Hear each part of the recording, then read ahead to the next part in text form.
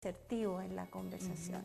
Pero ¿cómo se llega a poder lograr eso? O sea, uno te escucha a ti, Jessica, y dice, pucha, ojalá fuera tan fácil en la práctica poder hacer este método y de cambiar el switch y llegar a hacerlo de esta manera para que al final de cabo lleguemos al objetivo.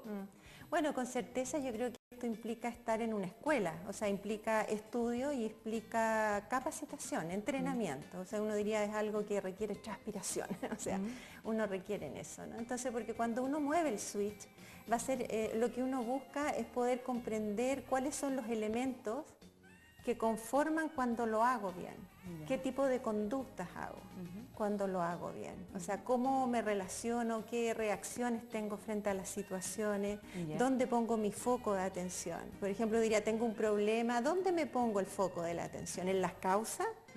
¿O pongo el foco de atención en los objetivos, en lo que deseo? Cuando funciona bien, generalmente uno hace un movimiento en que uno dice, ok, tengo un problema, veo lo que deseo primero, antes de entrar en causas y en explicitar más el problema. Entonces como que uno hace un switch a nivel de foco, no a nivel de lo que me pregunto. Digo, a ver, tengo un problema, ¿qué es lo que deseo? Entonces cuando ya tengo claridad hacia dónde quiero ir, eso me da criterio en términos de las prioridades en el aquí y ahora. Pero también va, me imagino yo que va enfocado en también cómo uno ve esos problemas. O sea, me imagino yo que hay un punto en el cual uno tiene que enfocarse de cierta manera para poder llegar a lo que tú estás diciendo, ¿no es así? Exactamente, o sea, yo diría que efectivamente hay conducta, que es un nivel de los elementos que conforman lo que funciona bien, pero también hay un que yo diría que es incluso más relevante, que es cómo me comporto, es lo que creo.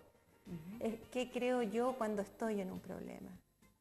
O sea, lo veo como una oportunidad de desarrollo, o lo veo como un lamento, o como... Y que generalmente también, o sea, yo también me he puesto en ese lugar donde en vez de asumir, nos achacamos más por el problema que tenemos y como que nos metemos en un hoyo, claro, ¿no? en una depresión a veces incluso. Mucho eso, y nos cuesta verle el lado positivo a lo negativo. Exactamente, sí, ¿no? Es como que uno diría, tenemos un entrenamiento en términos que podemos ir profundizando, ¿no? Es como cuando uno quiere ampliar la angustia, digo yo.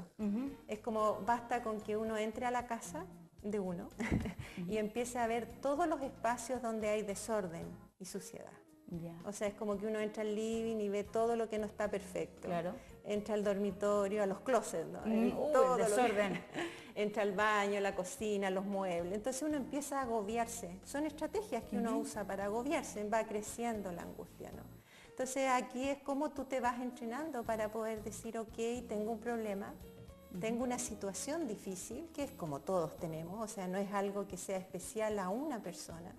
Todos nos tocan distintos problemas en distintas épocas de nuestras vidas. Entonces, ¿cómo decimos, ok, aquí qué potencialidad necesito yo desarrollar en mí para que yo logre transitar por esta situación? O sea, yo creo que muchas veces, no sé si a ti te ha pasado, pero a través de nuestras grandes dificultades hemos crecido mucho. Y después de un tiempo nos damos cuenta, después de que sufrimos, nos costó salir de eso, pero después pasado el tiempo miramos hacia atrás y decimos, oh. Vemos cuánto hemos crecido. No es poco frecuente, no sé, a veces se enferma un familiar muy amado nuestro y es como las personas empiezan a tener que asumir responsabilidad. A veces pasa en los matrimonios, ¿no? En que se enferma el esposo y la mujer crece, ¿no? Tiene que hacerse responsable, hacerse cargo de funciones que no hacía. Y saca fuerzas de... Uno dice, ¿a dónde uno saca fuerza? Es increíble, ¿no? Pero, y ahí uno crece. Entonces, en ese sentido es como, ¿qué es lo que cree uno respecto a las dificultades, ¿no? Esto